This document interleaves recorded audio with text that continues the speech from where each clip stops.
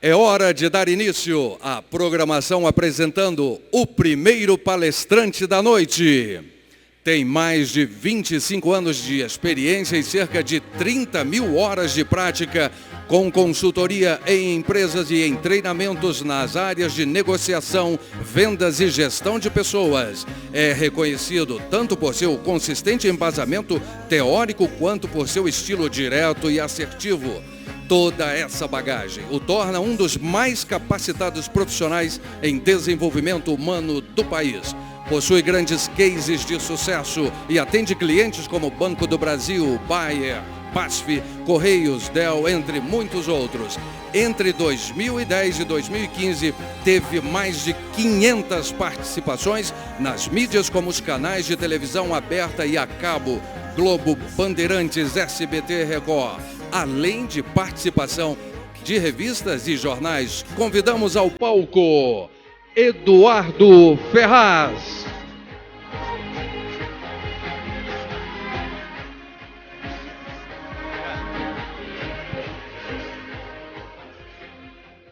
Boa noite, Brasília.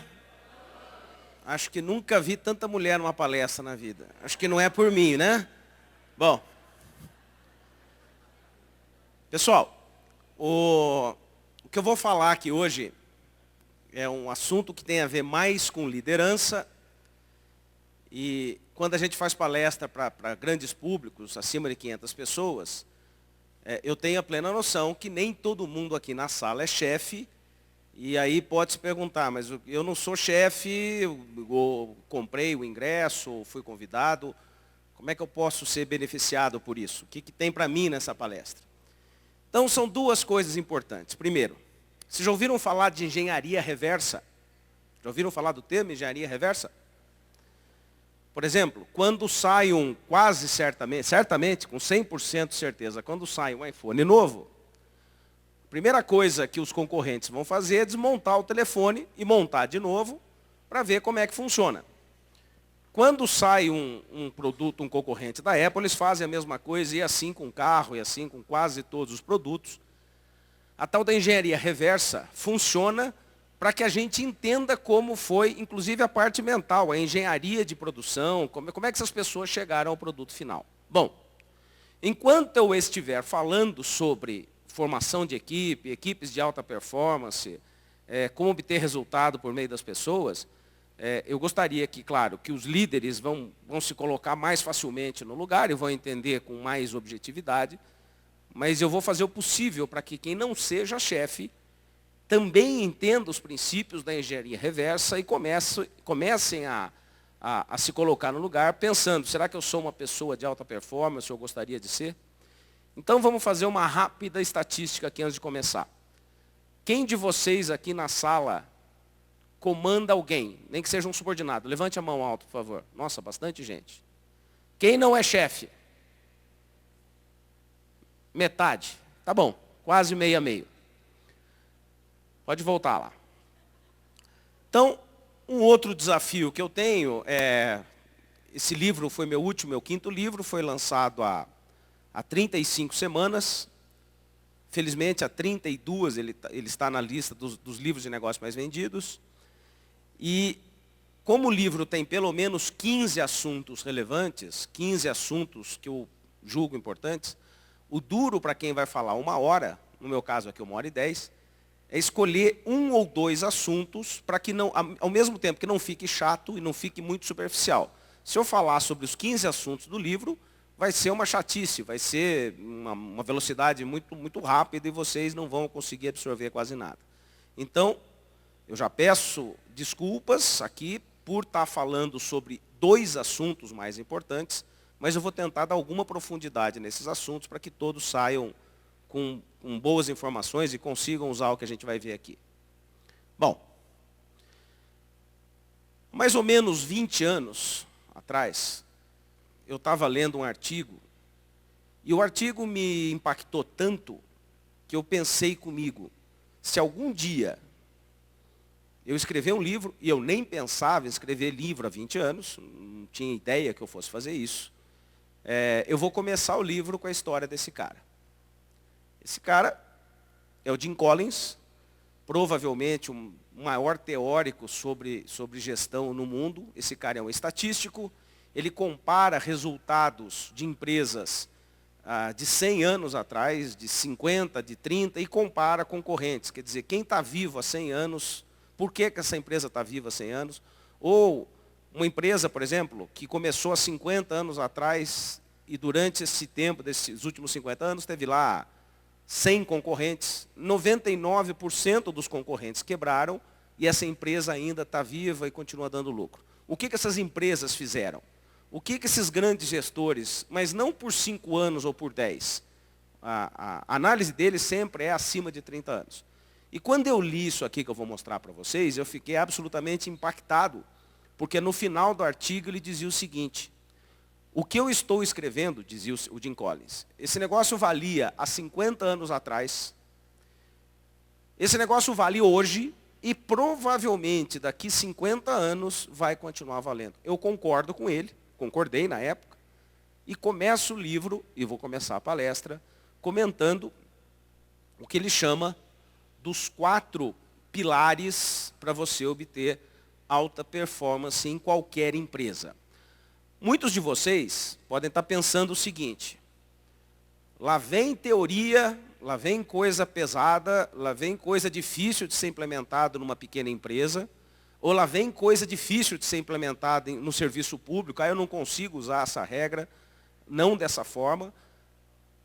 Agora, eu posso dizer para você o seguinte, que a genialidade desse cara está em bolar uma sequência, ou falar sobre pilares que podem ser usados por quaisquer empresas, independentemente do porte, independentemente da área de atuação. As 4 regrinhas são: imagine, ele na época lá comparava com ônibus, eu vou comparar com barcos. Imagine que a sua empresa é um barco. Se for uma empresa pequenininha, é um barquinho para 2 ou 3 pessoas. Se for uma empresa média, é um barco lá para 50, 100 pessoas. E se for uma grande empresa, nessa metáfora, é um transatlântico lá que cabem 5.000 pessoas, 3.000 tripulantes. Bom, se você quiser obter alta performance na sua empresa, e no final eu voltarei com esse mesmo quadro, você deveria fazer, você chefe, você líder, deveria fazer 4 coisas.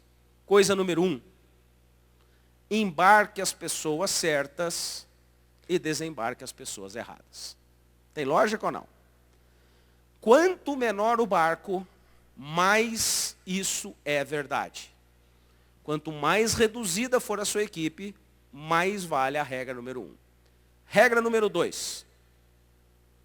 Agora que você embarcou as certas e desembarcou as erradas, coloque as pessoas certas nos lugares certos, ou seja, onde elas rendem o máximo. É óbvio que eu vou falar sobre isso durante a palestra, até para não ficar uma coisa vaga. Terceira regra. Agora que você tem as pessoas certas nos lugares certos, ouça essas pessoas antes de decidir o rumo desse navio. Quanto tempo vai ficar em alto mar? Qual vai ser o turno de trabalho? Que horário vai comer? Como é que vai ser a divisão dos lucros, se for um barco pesqueiro e assim por diante. A última regra é: enquanto você, líder, não tiver 90% das pessoas certas nos lugares certos, te ajudando a tomar decisões, você não deveria ter outra prioridade na vida, como gestor, a não ser encontrar essas pessoas. É isso. Agora eu vou mostrar o que significa, na prática, fazer gestão de alta performance em qualquer empresa, de qualquer ramo, de qualquer tamanho.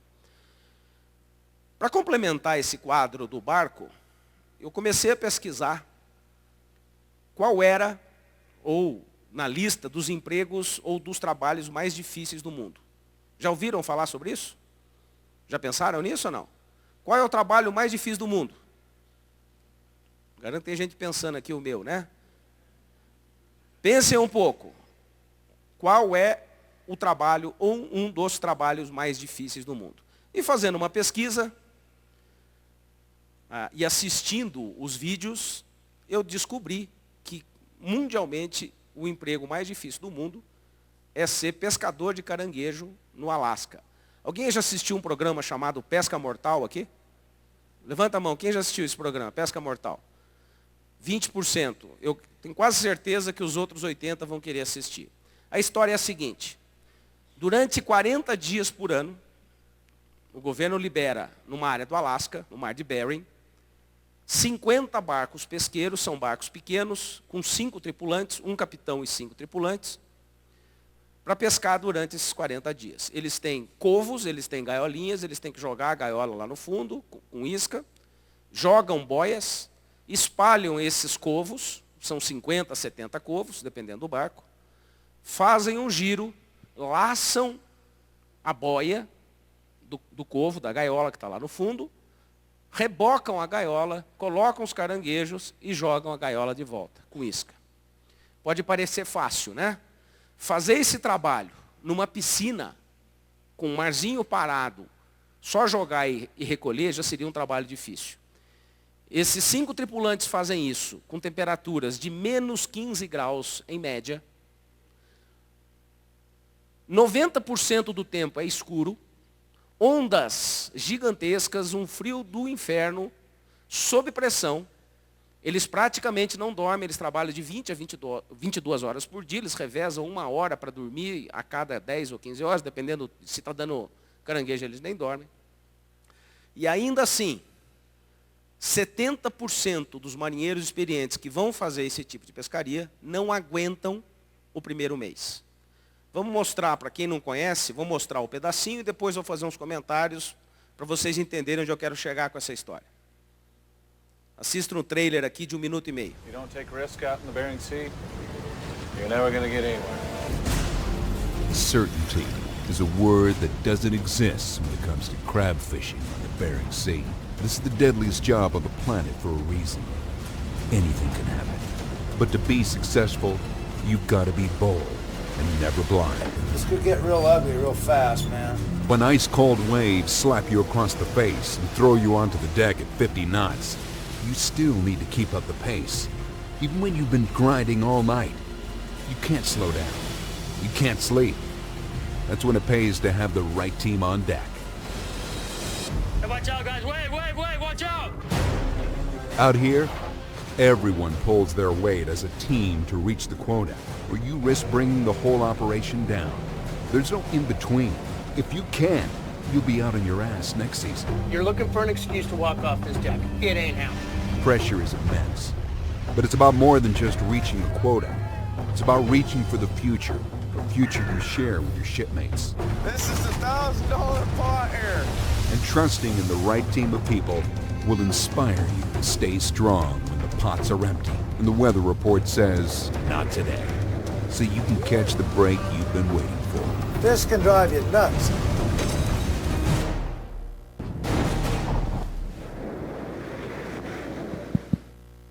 Quem toparia um emprego desse? Eu vou dar uma dica. Em 40 dias de um bom ano, eles ganham o equivalente a 2 anos de trabalho. E agora, quem topa? Pessoal, por que eu mostrei esse exemplo absurdo aqui? Primeiro, pouca gente conseguiria fazer esse trabalho. Não é só questão de força física. Eu, por exemplo, que adoro pescar, eu enjoo até em balsa. Eu não conseguiria ficar 5 minutos num barco desse. Para vocês terem uma ideia, dos 50 barcos, 10 dos 50 barcos pescam a mesma quantidade que os outros 40. Qual será o motivo? Mesmo mar, os navios são parecidos, o caranguejo é o mesmo, as iscas são as mesmas, o equipamento é exatamente idêntico. O que faz a diferença? Equipes de alta performance. Vamos fazer outra conta rápida. Se eu tenho 5 tripulantes e um se machuca ou não tem aptidão, quanto eu perco de produtividade? Na hora, 20%. Se 2 se machucarem ou forem inaptos, acabou o ano para aquele barco, porque não dá tempo de arrumar outro marinheiro e começar o jogo. 2 marinheiros inaptos afundam o barco.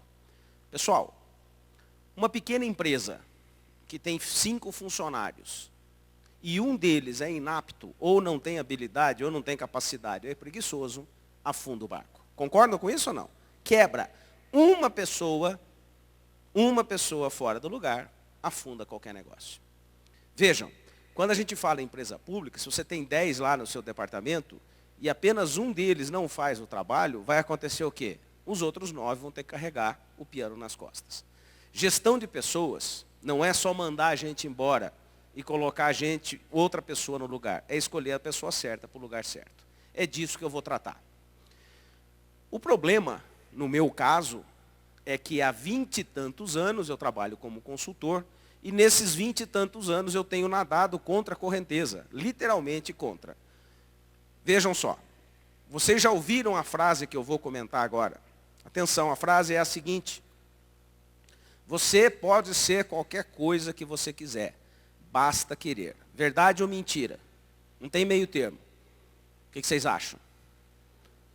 Você pode ser qualquer coisa que você quiser, basta querer. Verdade ou mentira? 90% das pessoas diz que é verdade, afirma que é verdade, escreve sobre isso em livro, dá treinamento. Eu acho que isso é conversa mole. A gente pode ser pouca coisa, a gente tem aptidão ou vocação para ser muito pouca, para profissionalmente, ser muito bom em muito poucas coisas.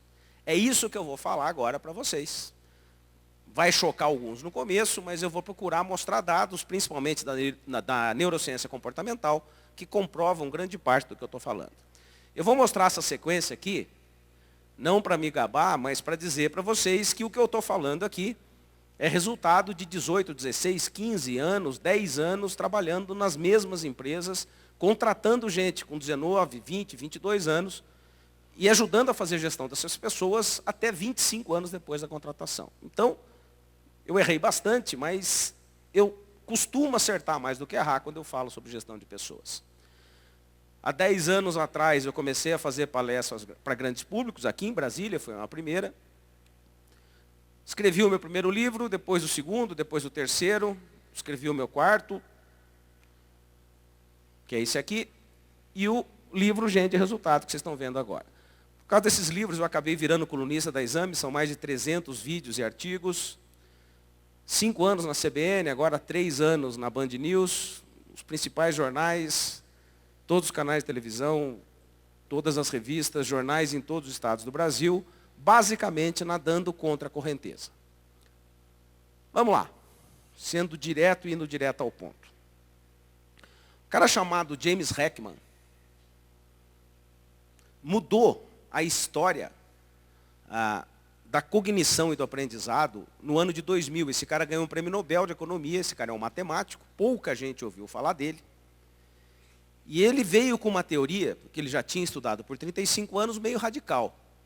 Ele disse lá em 2000, no ano de 2000, o seguinte: quando ele ganhou o prêmio Nobel, ele fez lá a palestra dele no recebimento do prêmio, e disse o seguinte: a personalidade de adultos é igual a um prédio, igual esse prédio aqui.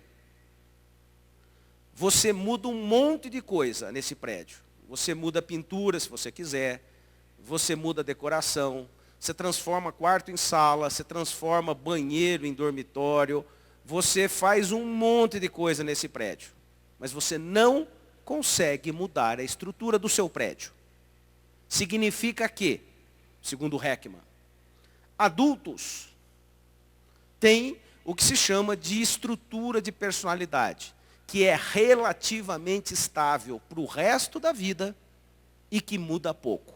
70%, fazendo uma média, do que nós somos é estrutural. Ou seja, a gente faz tempo, quem tem 30 anos era desse jeito, desde os 10 ou 15, é com 30, será com 50 e será parecido com 80. Então, uma parte central da personalidade, estrutural, é parecida e será muito parecida a vida inteira. E uma parte que os cientistas chamam de neuroplasticidade, a gente consegue fazer ajustes e fazer mudanças. A pergunta de $1 milhão é: o que é estrutural e o que é acabamental na personalidade?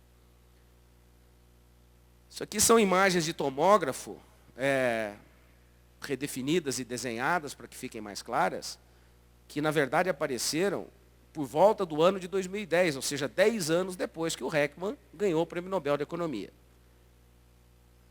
Isso não tem nada a ver com o que Heckman falou, é neurociência, mas apoia muito do que ele disse. Acompanhem aqui. Quanto mais amarelo e vermelho, menos maduro é o cérebro. Quanto mais azul, mais maduro. Vejam aqui, 5 anos de idade. Metade do que a gente vai ser na vida, estruturalmente já está aí. Quem tem filho por volta dos 5 aqui? Uma criança do 0 aos 4 anos forma 2 milhões de sinapses por segundo, 24 horas por dia. A partir do 5º ano de idade, ela joga 1 milhão de sinapses fora por segundo. Só vão ficar as sinapses, as ligações entre os neurônios, mais fortes, as chamadas sinapses estruturais. 8 anos de idade, 60% está feito. Alguém tem filho por volta dos 12 aqui? Orai e vigiai.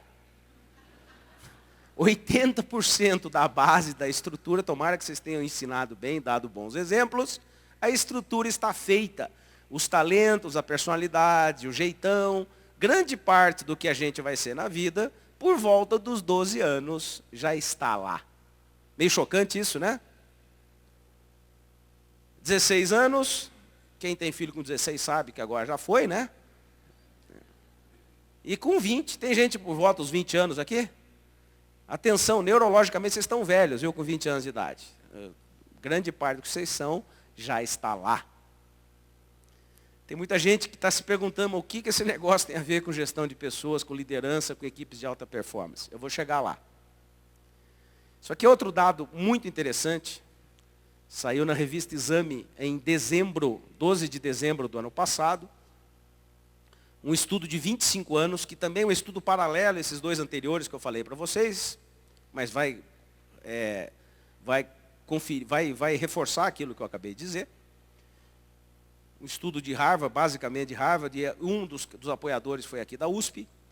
2 curvas. O que vocês estão vendo aqui é a idade em anos e aqui o esforço necessário para mudar. Aqui em azul, a capacidade do cérebro mudar em resposta à pressão ambiental, mesmo sob pressão. Como é que vocês acham que vai ser a curva aqui, ou as 2 curvas, baseado no que eu falei para vocês? Nós estamos falando aqui do 0 aos 70 anos. O que vai rolar aqui? Primeira curva vermelha. Tchum! Quanto mais velho, mais difícil mudar. Como é que vai ser outra curva?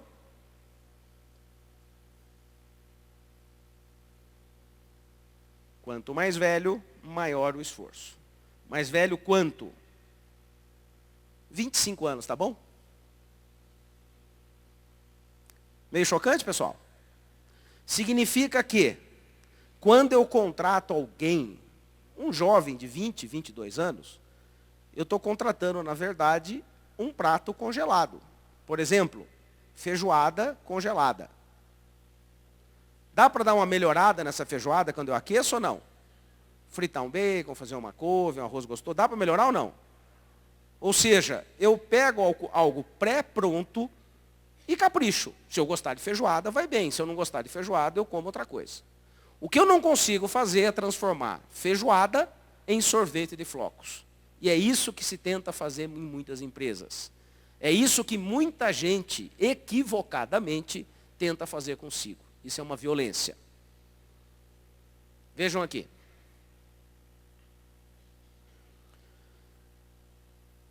Há mais de 100 anos, um dos maiores gênios da humanidade, Freud, ele comparava a personalidade de adultos com um iceberg. Ele dizia que uma parte do que nós somos, a gente consegue enxergar, uma pequena parte, o que fica para fora do iceberg, o topo do iceberg, e grande parte do que a gente está abaixo da linha d'água. As pessoas não percebem muito facilmente e muita gente não conhece o próprio iceberg. Eu tomei a liberdade, ele dividia o iceberg entre consciente e inconsciente. Eu estudei psicanálise muitos anos, estudei muito tempo neurociência comportamental, até para ajudar nos treinamentos e principalmente nas consultorias. E eu tomei a liberdade de dividir o iceberg do Freud e escrevi o livro sobre isso em algumas camadas. As camadas são Primeira, perfil comportamental. Perfil é uma coisa, é muito mais complexo, eu uso o DISC na prática do dia a dia, só que eu tenho que ser didático, eu tenho que resumir, para escrever ou para falar em palestra, eu não posso ficar falando sobre o DISC, eu demoraria 6 horas.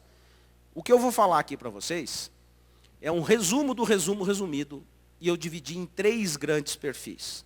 Todo mundo que está aqui sentado tem os 3 perfis na estrutura de personalidade. Só que 70% de nós que estamos aqui nessa sala temos um desse perfil comandando os outros 2. Significa que 70% de nós temos um perfil mais claro definido.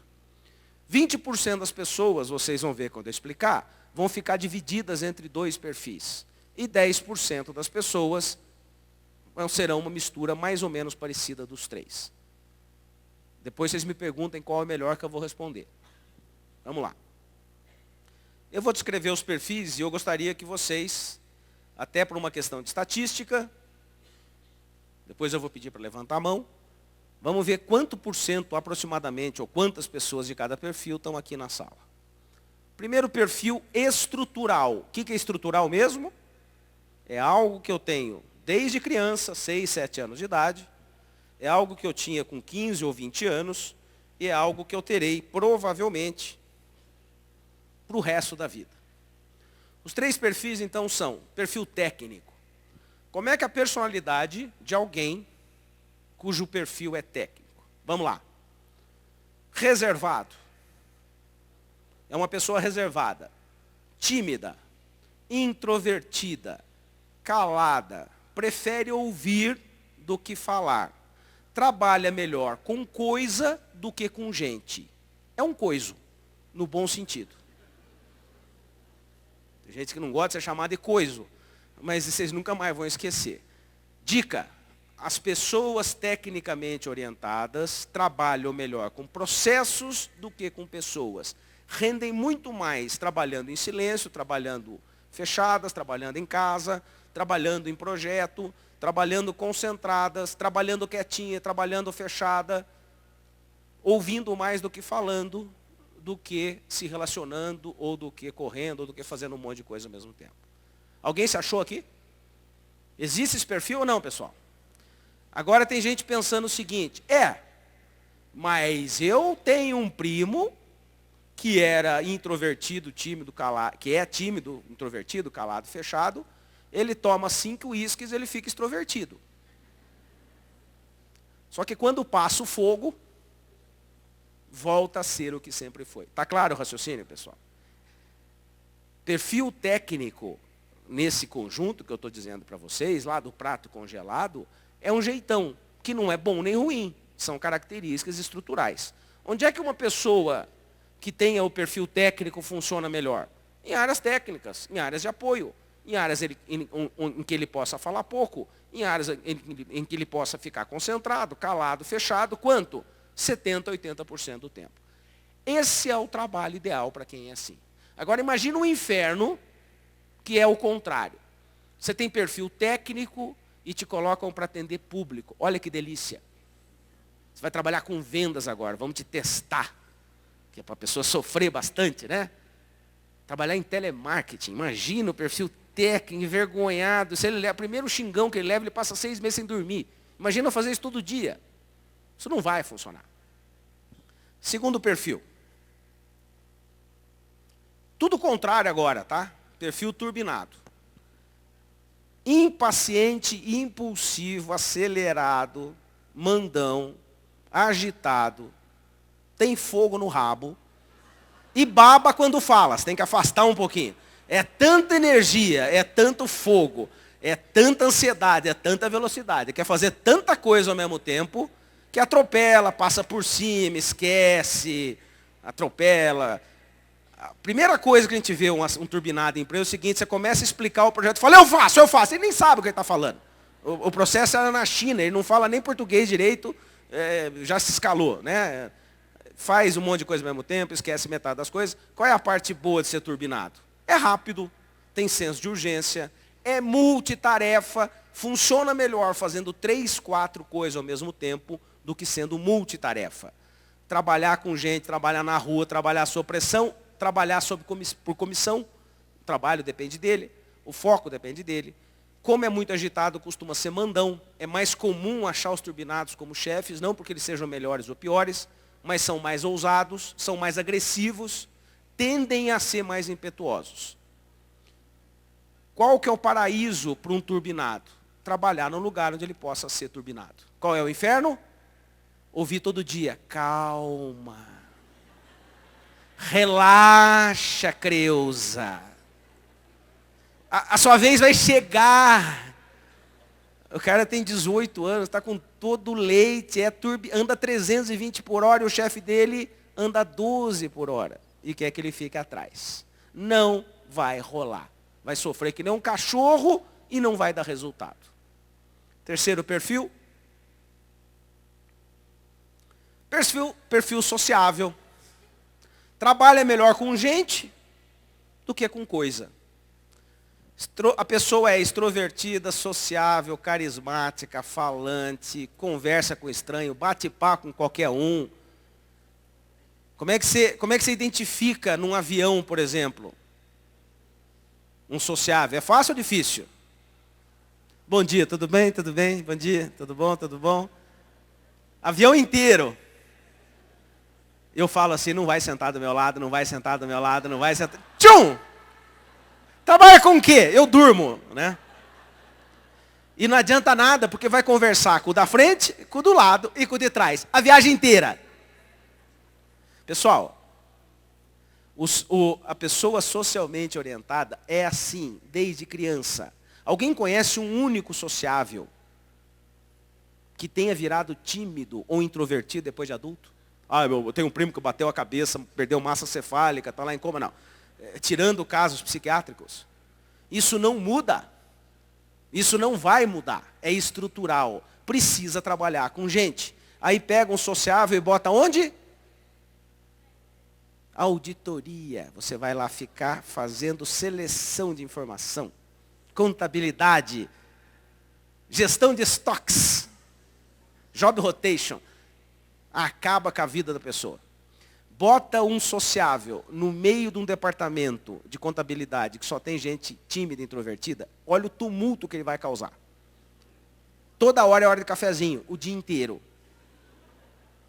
E o sociável não abre a boca, ele conversa por 10. Pessoal, brincando ou falando sério, a gente só viu, eu falei que eu ia dar um pouco mais de profundidade para um dos assuntos, a gente só viu a ponta do iceberg. Muda alguma coisa na gestão das empresas, se eu entender isso ou não? Mas eu sou de empresa pública, órgão público, eu não posso demitir. Eu sei que vocês não podem demitir em muitos casos. Troca de lugar. Inverte. Bota o sociável para lidar com gente. Bota o turbinado para fazer um monte de coisa ao mesmo tempo. Trabalhar a sua pressão, fazer cobrança. Bota o tecnicamente orientado para trabalhar com processo, com projeto. Às vezes, pequenos ajustes trazem resultados gigantescos, sem ter que mudar quase nada. Em matéria de dinheiro, em matéria de investimento, em matéria de treinamento. É claro que se você tiver dinheiro, puder mandar embora, tiver treinamento e conseguir fazer ajustes, vai ser mais rápido. Mas não precisa quando você coloca a pessoa certa no lugar certo. Bom, segunda camada. O que eu estou falando aqui, gente, são características estruturais de personalidade. Talento, atenção, talento é aquilo que eu faço muito bem feito, desde criança, com pouco esforço. Vamos de novo. O que é um talento? É alguma coisa que eu sou muito bom há muito tempo, sem esforço nenhum. Ou seja, a pessoa, por exemplo, tem facilidade para falar em público desde criança, era chamada lá em clube, em festinha, em formatura, em festa, sem treinar, sem fazer nada, já era nota 7. O que vai acontecer com um adolescente que é nota 7 em oratória, se dedicar os próximos 30 ou 40 anos da vida dele e aprender a falar em público? Está claro o raciocínio? Ele vai passar de 7 para 9,5, de 9,5 para 9,8, de 9,8 para 10. Talento linguístico, acabei de falar. Talento lógico-matemático. Rapidez de raciocínio, lê, nunca mais esquece, faz conta complexa de cabeça. uma velocidade absurda de raciocínio. Vocês acham que isso é treinável, gente? Você acha que alguém treina para ter inteligência lógico-matemática? Inteligência musical, tal do ouvido musical. Eu tento tocar violão faz 30 anos, é um horror, até eu tenho vergonha. Eu não consigo captar nota, eu não consigo ouvir, para mim tá bom, quem ouve sai correndo, só pode ser ruim, não é possível. Dificuldade, eu não tenho ouvido musical. Tem gente que tem, desde criancinha. A habilidade artística, ou tem capacidade de fazer malabarismo, ou tem habilidade corpórea, ou é bom ator, ou é bom cantor. Se perguntar para os cantores ou para os artistas, quando é que você se lembra de cantar, ou desde quando você interpreta, o que eles vão dizer? Tudo que eu estou colocando aqui para vocês, comecem a pensar em vocês e nos filhos de vocês, a idade em que nós pais, conseguimos começar a interpretar ou entender os principais talentos que a criança tem. Qual é a idade? Talento musical, lógico, matemático, artístico, linguístico, espacial, capacidade de jogar futebol, jogar vôlei, se antecipar, consegue correr mais que os outros, consegue enxergar a bola antes que os outros, consegue bater na bola antes que os outros. O Howard Gardner, que bolou a teoria das inteligências múltiplas, em 1981, na época disse que existiam 8 inteligências. Há 10 anos atrás ele descreveu 12. A última entrevista dele, ele falou em mais de 20 e falou que ia parar de contar. Por exemplo, ser engraçado é uma inteligência ou um talento? Sim ou não? A pessoa, ela fala hoje, já morre da risada, quer dizer, desde pequena, aprendeu. Empatia é um talento ou não? Capacidade de entender o que o outro está sentindo, sem o outro abrir a boca, sem nunca ter feito um treinamento, sem participar de nenhum simpósio, a pessoa interpreta. Inteligência intrapessoal. A pessoa sabe o que está rolando, sabe o momento certo de abrir a boca, tem um time perfeito para ficar quieto, ela se conhece bem. Inteligência interpessoal. Se dá bem com todo mundo, se relaciona com estranho, tem jogo de cintura, habilidade de negociação, nata, desde criança. Eu descrevi aqui 8, 9 ou 10. Tem gente que tem habilidade de liderança nata. Tem ou não tem? Desde criança, comanda, sabe fazer, consegue convencer, motiva as pessoas a fazerem por ela. Vamos fazer um teste aqui. Quem é que se lembra quando estava lá, com 10, 12 anos de idade? Todo mundo se lembra onde é que vocês estavam? Vamos fazer uma estatística aqui. E atenção, esse negócio de politicamente correto, eu tive que cortar 78% das minhas palestras, perdeu a graça. Não pode falar palavrão, não pode contar piada, não pode fazer nada, né? Então, não levem pelo lado negativo, o lado do papel. Eu vou descrever alguns personagens e vocês levantem a mão se me disserem, se concordarem, esse personagem existia na minha sala de aula na 5ª ou 6ª série. Na sua sala de aula, tinha um líder ou uma líder natural? Sim ou não? Levante a mão se tinha. Comandava, fazia, tinha ou não? Tinha um vendedor ou uma vendedora, trocava figurinha, vendia bolinha, vendia doce, tinha lá ou não? Levante a mão. Olhem para trás, olhem para frente, enquanto o pessoal for levantando a mão aí, para ver se tinha. Idades diferentes, públicos diferentes, cidades diferentes, localizações diferentes. Tinha um puxa-saco lá na turma ou não? Tinha um, normalmente é moleque, não é menina. Era metade de todo mundo, era uma cabeça mais baixo, e o apelido dele era João Terrível, batia em todo mundo. Tinha ou não? Um que batia em todo mundo? Tinha ou não? Eu estou vendo uns 4 aqui que eu reconheci aqui na sala já. Tinha um briguento na turma ou não? Levante a mão. Tinha ou não? Tinha um que apanhava todo mundo? Eu estou falando sério. Tinha, coitado, um burrão, uma burrona, 3 cabeças mais alto todo mundo? 3º ano repetindo. Tinha lá ou não? Tinha lá um que era 2 anos mais novo que todo mundo. E tirava 10 em tudo? Tinha ou não? E estava lá com o saco cheio, aula chata do inferno. Tinha alguém que jogava muito bem em algum esporte? Se vocês olhassem a estatística aqui de cima, vocês estão vendo o quê? As inteligências ou talentos já estavam lá a partir dos 8 ou 9 anos de idade. Não é que começou aos 8, está lá desde os 5. a gente começa a identificar com 8, 9, 10 anos de idade. Quanto mais velho a gente for ficando, mais a gente tende a repetir os papéis positivos, eu falei alguns negativos aqui brincando, a gente tende a repetir aqueles papéis onde a gente vai melhor, onde a gente manda melhor, onde a gente tem mais talento. Esse deveria ser o guia da carreira de pessoas. Por isso que numa entrevista, quando eu vou entrevistar alguém, eu começo as perguntas na infância. Onde é que você nasceu? Ser o primeiro, segundo, terceiro, quarto, quinto filho? O que seus pais faziam quando você era criança? Quantos livros seu pai e sua mãe liam? Você tinha pai, quando às vezes não tem pai, às vezes só tem mãe, às vezes é a avó que cria. Tudo isso vai dar um contexto ou vai dar uma condição de vida específica, especial e única para cada um de nós. Quando a gente começa a entender onde é que a pessoa tinha facilidade quando criança e onde ela tinha enorme dificuldade, a gente vai começar a entender como é que aquele prato congelado foi formado. Quanto mais eu conhecer o histórico de vida de uma pessoa, mais facilmente eu consigo colocar essa pessoa no lugar certo. Vamos lá. Está claro aqui os talentos, pessoal? Esse é o capítulo inteiro que eu falei em 5 minutos só para dar uma ideia. Tem muita gente que diz o seguinte: eu não tenho nenhum. Tem. Pode até não aproveitá-lo, pode até achar que ele não é valioso, pode até não conseguir usar no trabalho, no emprego atual, mas ele está lá. O único problema é que, bom, deixa eu fazer um resumo aqui. Vocês já pararam para se perguntar, o que vale mais a pena, investir nos pontos fortes ou consertar os pontos fracos? A ou B? Não, é os dois, tá bom, é os dois, claro que são os dois. Mas se vocês tivessem que decidir para ter sucesso na carreira, eu já dei a resposta. Se eu tivesse que escolher um só, eu só tenho 1 hora por dia, eu vou investir em aprimorar onde eu já sou bom ou vou consertar onde eu sou falho? Qual é a resposta? Pessoal, o que é um ponto forte? Ponto forte é algo que eu faço bem feito, sem nenhum esforço. O que é um ponto fraco? É o contrário.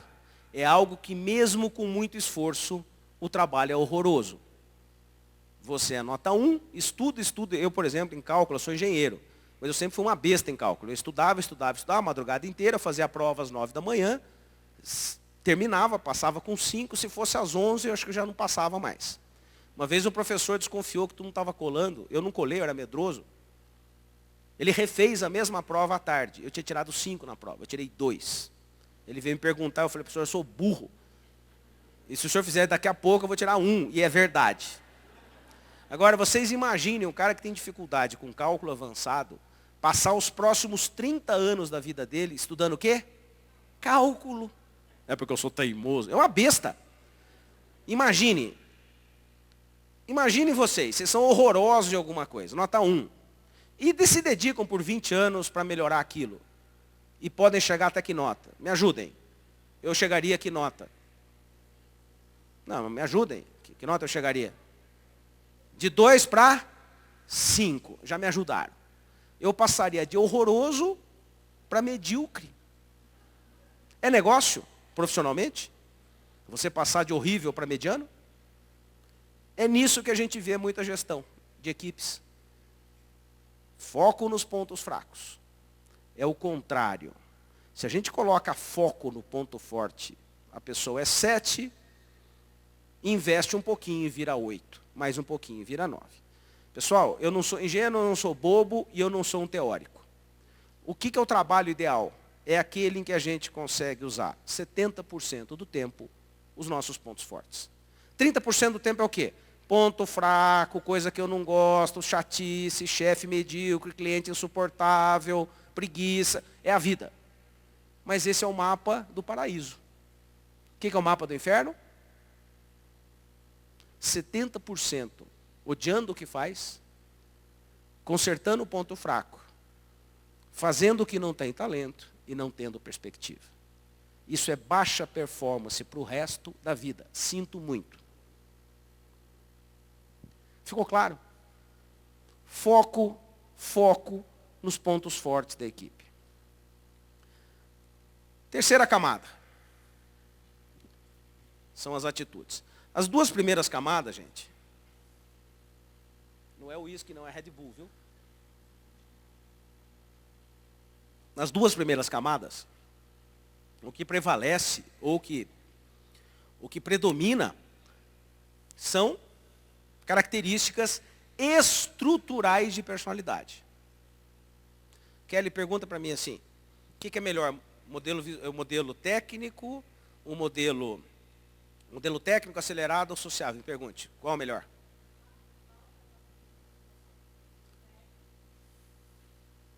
Sociável ou acelerado? Qual é o melhor? O melhor é o seu, não vai mudar mesmo? Deu para entender? Não existe melhor modelo, pessoal. O que existe é o melhor modelo para determinados cargos, que mudam sim. Cuidar com essa besteira do politicamente correto. Todo mundo pode se adaptar em qualquer função. Isso é um medíocre em todas. A gente pode ser muito bom em muito... A gente presta para muito pouca coisa na vida. O segredo é descobrir que coisa é essa. É isso, na verdade.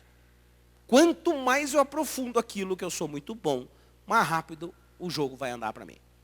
Para minha empresa, obviamente, muito mais. Bom, as duas partes principais aqui de cima são características estruturais, 70% é aquilo que eu sou, 30% neuroplasticidade eu posso aprender a ser. Deixa eu dar um exemplo.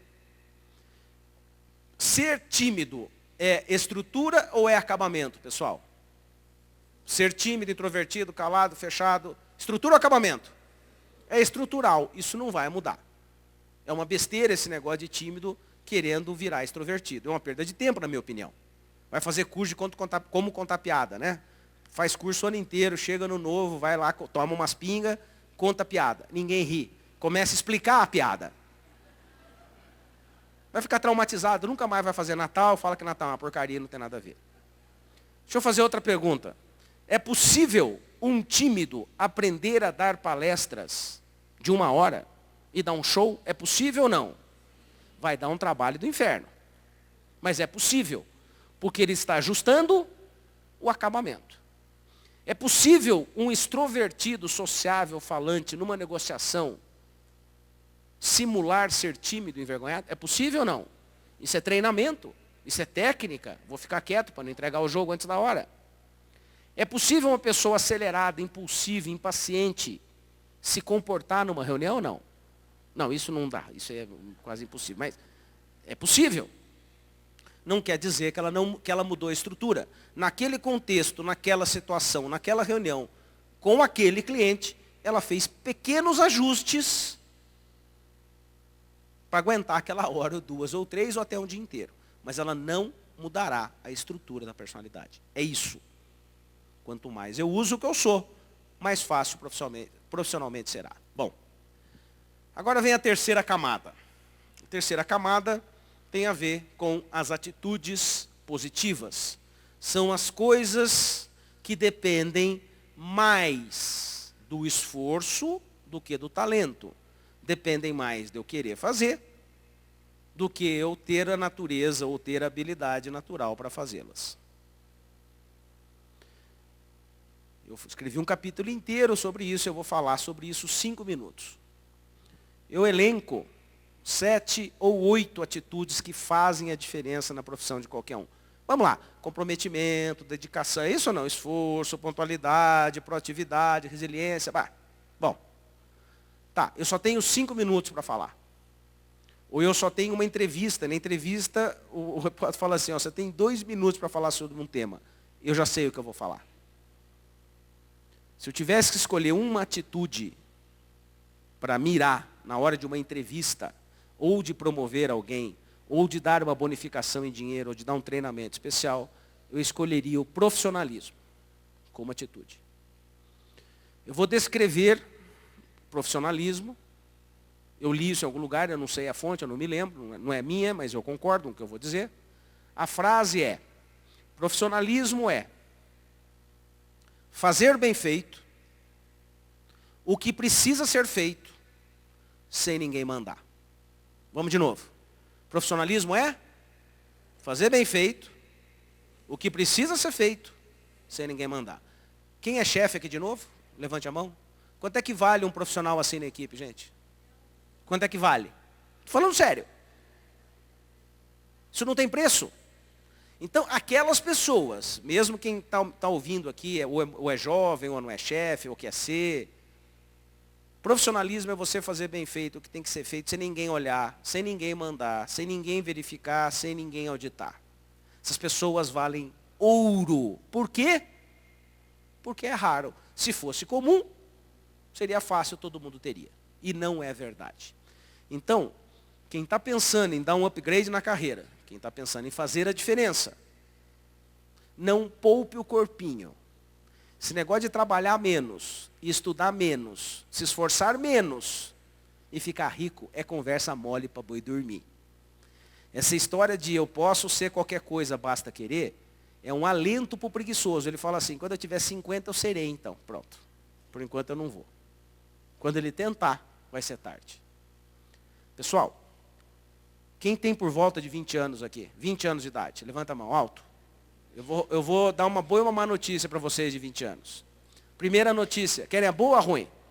20 anos, levanta. Eu não vou pegar ninguém de Cristo aqui, não vou obrigar ninguém a abraçar a árvore, não se preocupe, fazer esse renascimento. Tem medo, né? O pessoal levanta a mão, eu falei, lá vem besteira, não vou sacanear ninguém. Vocês que levantaram a mão, a boa notícia com 20 anos, né? Vocês provavelmente, expectativa de vida no Brasil hoje, 79 anos de idade. Para mim, por exemplo, que tenho 54, eu devo durar, se é a média, até os 80. Vocês de 20 anos vão durar até os 120. Essa é a boa notícia, não sei se é tão boa assim. Vocês com 20 anos de idade vão provavelmente, muita gente aqui, vai morrer com 120 anos. Essa é a boa notícia. Qual é a má? Vai trabalhar mas até os 100, bestão. Eu não sei se isso é um bônus ou é um ônus, né? Significa que quem tem 20 anos de idade vai trabalhar mais 80. Eu já ia dormir agora, já desanimava, já ia embora da palestra. Falei, como é que foi a palestra? Um lixo, Deus o livre. O cara falou que vou ter que trabalhar 80 anos. Vai. E cada um de vocês com 20 anos terá 3 ou 4 carreiras diferentes durante esses 80 anos. Significa que poupar o corpinho quando é novo é uma burrice do inferno. Poupar o corpinho com mais de 40 é uma estultice. Quanto mais profissional, quanto melhor profissionalmente eu for, melhor será para a minha carreira, mesmo que eu tenha 40 anos. Quem tem 40 anos provavelmente vai trabalhar mais 40. Quase certamente vai trabalhar mais 40 anos. Se não se aposentar antes, né? Bom, vamos lá. Não é praga, não, é verdade o que eu estou falando. Pessoal, eu podia terminar por aqui. Só notícia boa, né? Mas tem a parte ruim. Tem coisas, ou uma coisa em especial, que pode afundar o seu iceberg. Existe uma bola de chumbo, na maioria dos casos inconsciente, que em muitos casos afunda o iceberg da pessoa, que são chamados pontos limitantes ou limitadores. O que significa isso? Vamos lá. Como nós vimos, um ponto forte é algo que eu faço bem feito naturalmente. Lembram disso? Está aqui, ó. Ponto forte de perfil, ponto forte de talento, são coisas que eu faço bem feito, um pouco esforço. O que é um ponto fraco mesmo? São coisas que mesmo com muito esforço, o resultado é ruim. Lembram disso? Esqueçam, 90% dos pontos fracos não servem para nada. E se você continuar tendo-os como fracos, a sua vida não muda. Eu sou péssimo em cálculo, isso não faz diferença na minha vida. Eu não posso ver sangue, não sou médico. Se eu corto o dedo, eu já quase desmaio. Não piso em hospital, tenho dificuldade, não vou ser médico. Eu me perco até na esquina, a Malena anda junto comigo, aqui ela vai até a porta, porque eu só sair errado, eu nunca mais volto para cá. Eu me perco. Eu tenho 3 anos de idade mental, me perco em qualquer lugar. Bom, não sou piloto, não sou motorista, não piloto avião, é ponto fraco, não faz diferença. Eu ando de táxi para cima e para baixo, não tem problema. E assim eu podia fazer uma listinha com 150 coisas aqui. Onde é que pega o ponto fraco? Quando o ponto fraco está limitando a minha carreira. Deixa eu dar um exemplo. Como consultor, eu não faço coaching antes que alguém pergunte, eu não faço coaching não porque seja ruim, mas o coaching é socrático. Minha carreira está ruim. O coach pergunta, por que sua carreira está ruim? Porque eu estou desempregado. Mas por que você está desempregado? Porque eu fui mandado embora, idiota. Mas por que você foi mandado embora? Porque o chefe falou que eu errei. Mas você errou mesmo? Eu não sei. Por que você não sabe? Bom, o coaching é socrático. Eu não tenho a menor paciência. Eu faço mentoring. O que eu pergunto é, você foi mandado embora por quê? Qual cagada você fez? Pode contando aí. Não, você falou pela metade. Explica direito essa história. Bom, é o estilo. Por isso eu não estou propondo fazer mentoring com ninguém, mas eu faço mentoring nas empresas que eu dou consultoria, até porque eu preciso entender como é que funciona, principalmente a cabeça de quem manda. A coisa mais engraçada do mundo, quando a gente faz mentoria, é perguntar de verdade quais são os pontos limitantes do presidente ou diretor da empresa que eu vou dar a consultoria, porque eu preciso saber, porque ali, imagine um barril cheio de água. Quando o seu limitante é um furinho desse tamanho, ele vai fazer água, mas vai demorar anos. Se o furo estiver em cima, ele não vai fazer diferença. Entenderam o raciocínio? Se o furo for desse tamanho, for embaixo do barril, e você não perceber, isso vai arrebentar a sua empresa. Quanto mais alto o nível hierárquico, maior o estrago do ponto limitante. Está claro o raciocínio? Então, eu estava lá, ia fazer uma consultoria, conversei com o presidente da empresa e perguntei, meu amigo, você entendeu o conceito? Entendi, muito interessante. Qual é o seu ponto limitante? Sou muito dedicado. Falei, começou. Mas daqui a pouco ele vai falar que ele é perfeccionista, quer ver? Dito e feito. Não, eu perco demais tempo nos detalhes, porque eu sou obcecado pela qualidade. Falei, conversa mole para boi dormir, está parecendo entrevista. Quando é que a gente descobre o ponto limitante numa empresa, pessoal? Reunindo as pessoas, perguntando, é o que eu faço. O interessante é que a gente tem dificuldade de falar dos pontos da gente, mas para falar dos outros, é uma facilidade. Aí as pessoas falam assim para mim, como é que você descobre? Você pergunta para o diretor financeiro quais são os pontos limitantes do presidente, mas você coage eles? Eu falo, eu não coajo nada. Eu falo, quais são? Eu tenho que mandar parar, porque senão ele vai ficar o dia inteiro lá. As pessoas vomitam. Elas estão tão ansiosas para descrever. Quando eu pergunto, e os seus? Responde aí. É volta para cá, é volta para cá, é miguelagem para lá, a pessoa tem dificuldade. O cara chamado Daniel Kahneman ganhou o Prêmio Nobel de Economia no ano de 2002. Esse cara inventou o tal do behaviorismo econômico.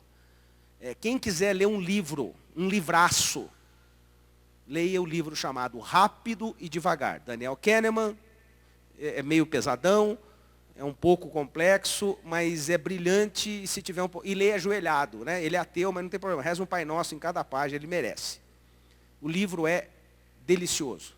Uma das partes mais interessantes do livro é que ele diz que nós temos 2 sistemas de ação mental. O sistema 1 e o sistema 2. Todos esses caras brilhantes, eles são simples. A conclusão deles é muito simples. Sistema 1 é o nosso sistema automático, irracional, ilógico. A gente não pensa, a gente não para, a gente faz. É como se fosse um elefante mental. A gente age. Sistema 2, segundo Kahneman, é lógico, racional, frio, objetivo. Quanto por cento do tempo acordado, quem age é o sistema 1, na personalidade, no dia a dia de nós todos, quanto por cento é o sistema 2? O Kahneman disse, e foi crucificado quase nos anos 2000, no comecinho, que era em torno de 95% do sistema 2. 95% do tempo a gente age inconscientemente, repetidamente, fazendo o que está acostumado, pensando o que está acostumado a pensar, julgando sempre da mesma forma. Eu não estou criticando ninguém, porque eu também sou assim. E ele também. Nós somos assim.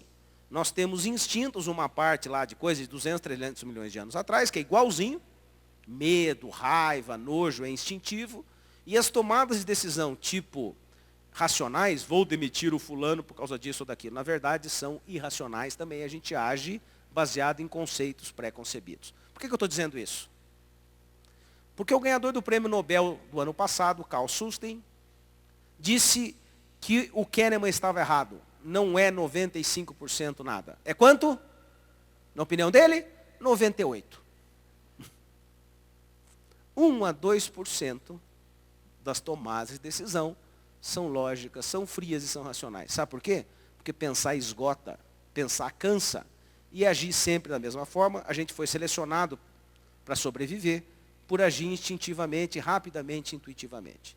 O que eu estou propondo aqui, em outras palavras, é, se a gente gastar 10% a mais do tempo, isso talvez signifique meia hora a mais por dia, para agir baseado no sistema 2, pensando, raciocinando a lógica antes de decidir, a gente vai acertar mais. Bom, ponto limitante é um ponto fraco que está me afundando. Por exemplo, a pessoa é genial, é brilhante e é absolutamente desorganizada. Vendedor nota 10, já foi mandado embora 5 vezes, porque da última vez esqueceu a reunião com o diretor, não foi pegar no aeroporto, esqueceu. Isso não é ponto fraco, está claro isso?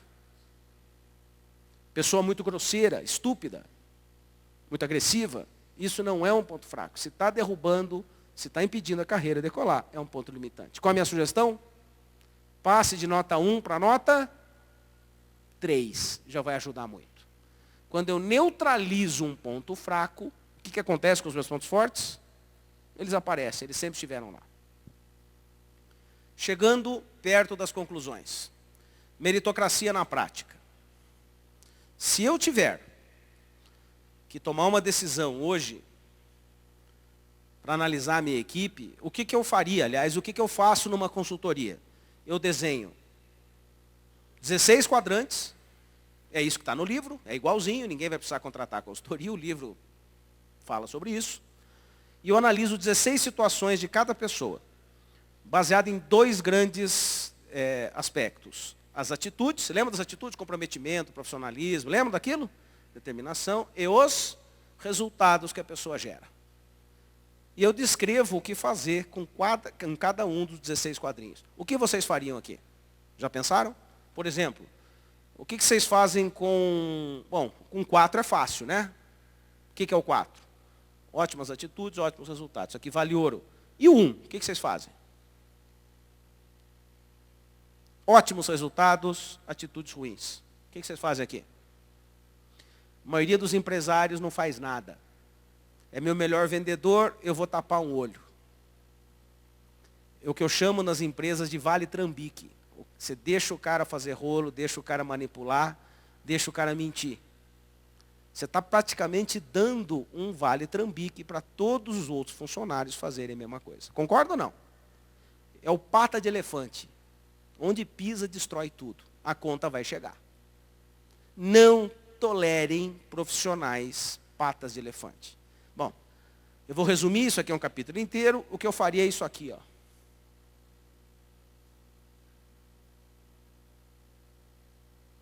Pessoal, para eu não ficar focando só na parte ruim, o que é feedback corretivo? Eu sei o que você está fazendo, capricha aí. O que é feedback positivo?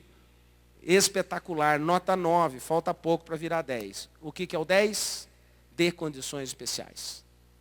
Ah, eu não posso promover. Dê o melhor treinamento, flexibilidade de horário, home office, curso, o que você puder como líder, como chefe, como gestor, puder proporcionar para essa turminha aqui, é negócio. Pessoal de empresa pública às vezes é o seguinte, Eduardo, eu não posso mandar embora, não posso demitir, mas vocês têm outras moedas que não a demissão. Por exemplo, tem gente que você fala assim, fulano de tal, você foi eleito para fazer um treinamento amanhã de 8 horas seguidas. A pessoa chora, é verdade ou não? Te agradece, te beija e vai. A outra pessoa que você chama fala, fulano, você foi o escolhido também. Ele fala, o que eu fiz de errado? Ele odeia treinamento, odeia teoria, odeia ficar em sala de aula. E o que o chefe faz? Treinamento. Quando na verdade o que ele vai precisar é outro tipo de informação. Isso aqui é alta performance, tá pessoal? Quando eu consigo 80 a 90% das pessoas na empresa, nesses 4 quadrantes, eu vou ter uma empresa de alta performance. A média das empresas no Brasil está aqui, ó. Performance medíocre e performance medíocre, qualquer ventinho derruba. No livro, eu descrevo o que fazer com... Já descrevi aqui, né? Mas eu escrevo lá 10, 15 linhas sobre como agir em cada um desses casos, na minha opinião. E se eu for contratar? Como é que eu faço? O princípio é exatamente o mesmo. O que eu fiz aqui?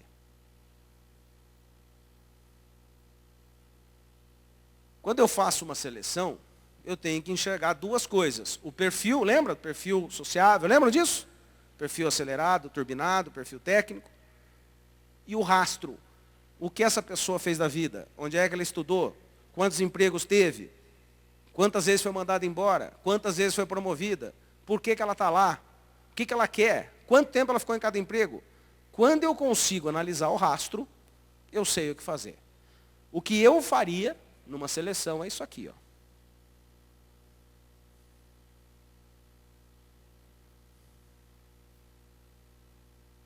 Muita gente me pergunta o seguinte: poxa, Eduardo, o que é o 10 aqui? 10 é desespero. Você entrevistou 20 pessoas, 18 horrorosas, uma ruim e uma mais ou menos. Lembra do Tabajara Futebol Clube ou não? Só os velhinhos vão lembrar. Lembra ou não? Quem que era o time? O craque do time era o Marrentinho Carioca. Lembra do Bussunda? 150 quilos. Os outros jogadores eram a Vaca, tinha uma vaca, o Saci, que tinha uma perna só, e o goleiro era a mula sem cabeça. Então, quando você olha para o banco e não tem ninguém, o que muitas empresas ou muitos empresários fazem? Me desculpe, mas eu não consigo falar se eu não usar essa frase. A frase do maior gênio, maior frasista brasileiro, Barão de Tararé. A frase dele é: eu contrato alguém medíocre ou ruim. A frase dele é: da onde a gente menos espera, de lá é que não vem nada mesmo. Quando eu contrato alguém com rastro ruim, com perfil inadequado, sem informação técnica, o nome disso é pensamento mágico. Não, e pagando 800. Isso não vai rolar. Alta performance a gente faz neste quadrante. De preferência contratando PhDs. Sabe o que é PhD, né? Não é Philosopher Doctor. Fórmula infalível. Quase 30 anos usando essa fórmula. Poor, honest and desperate to get success. Contrate gente pobre, honesta e desesperada para ter sucesso. Quando você junta essas três coisas, pobre, isso não falta, né? Concorda ou não? Não é difícil. Pobre e honesto, também não é difícil. Pobre, honesto, ambicioso e de preferência inteligente. Quando você junta essas quatro, você contrata com 19 e 20 anos uma pessoa que vai trabalhar como se fosse o último prato de comida da vida dela e vai ser grata. Quando você consegue montar um time, uma estrutura de alta performance, baseado na contratação de PhDs, começa lá de baixo e vai sendo formado aos poucos. Você monta o Dream Team.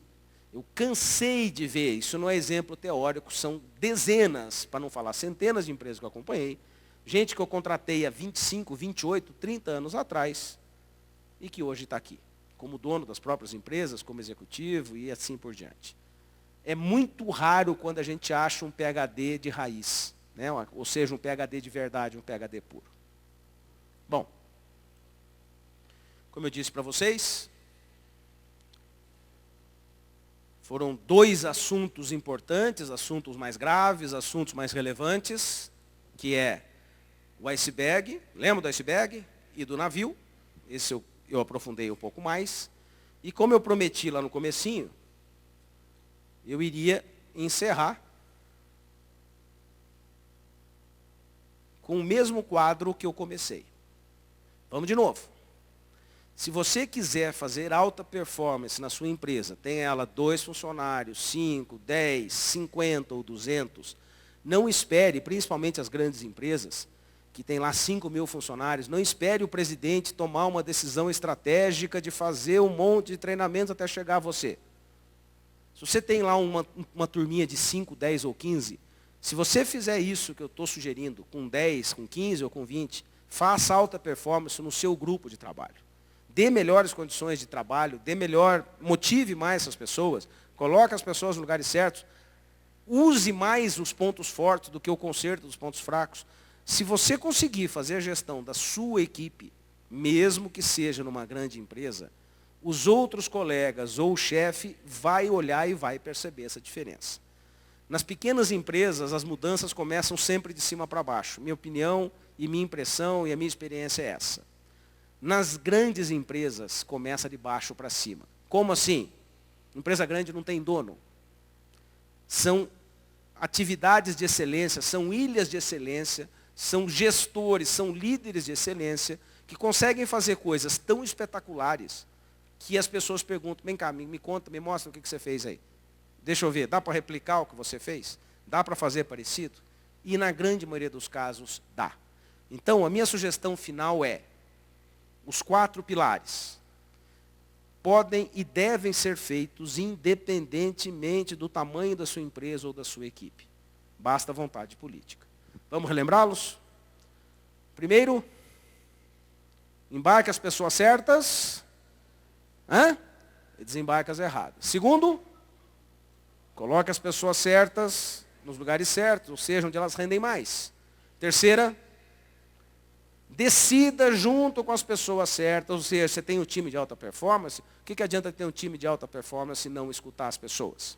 Decida junto com elas. E por último, enquanto você líder não tiver 90% das pessoas certas, nos lugares certos, te ajudando a tomar decisões, você não deveria ter outra prioridade na vida a não ser encontrá-las. Alta performance, pessoal, eu gostaria de dizer para vocês que é algo simples, matemático e imediato. Mentira, seria. Alta performance é um caminho, é um processo que nas médias empresas de 500 funcionários, demora pelo menos 5 anos para chegar até o chão de fábrica. Mas funciona, e não funciona no 5º ano, começa a funcionar no 1º mês. Numa empresa com 10 funcionários, se você tem 2 muito fracos, quando você coloca as pessoas certas, você muda o jogo em uma semana. E nas empresas grandonas, o processo é mais longo, mas é por imitação. Quanto mais cedo eu conseguir melhorar a gestão da minha equipe, mais cedo eu vou ser imitado. Conclusão? Se você quiser fazer alta performance, dê o exemplo aonde você age, dê o exemplo onde você faz, dê o exemplo onde você é melhor.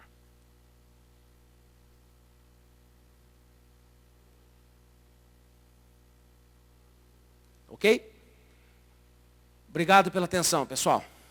We're standing in line, the clubs I'm never getting. It's like the